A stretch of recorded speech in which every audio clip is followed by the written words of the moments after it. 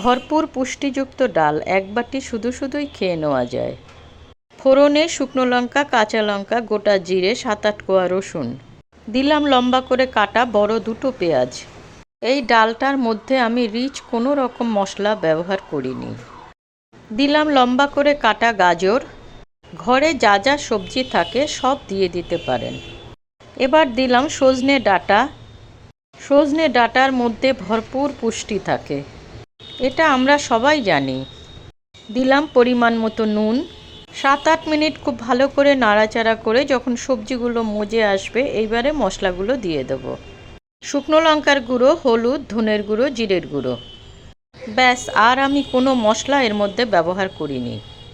এবার দিলাম 2টো টমেটো কুচো করে কাটা আর 1 বাটি পালং শাক। টমেটোটা মজে আসলে পরে এবার আমি এখানে 1 বাটি ডাল দিয়ে দেবো। এখানে আমি মুগ ডাল, মসুরির ডাল দুটোকে একসঙ্গে সিদ্ধ করে রেখেছিলাম। 7-8 মিনিটের জন্য একটু স্লো ফায়ার করে ঢেকে দিয়েছিলাম। যারা ঘন রাখতে চান তারা এই পর্যায়ে নামিয়ে ফেলতে পারেন। আমি একটু এর মধ্যে জল ব্যবহার করব।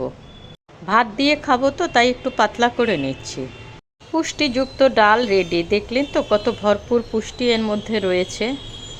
নামানোর আগে একটু বাটার দিতে পারেন, আমি দিইনি, আমার কাছে নেই।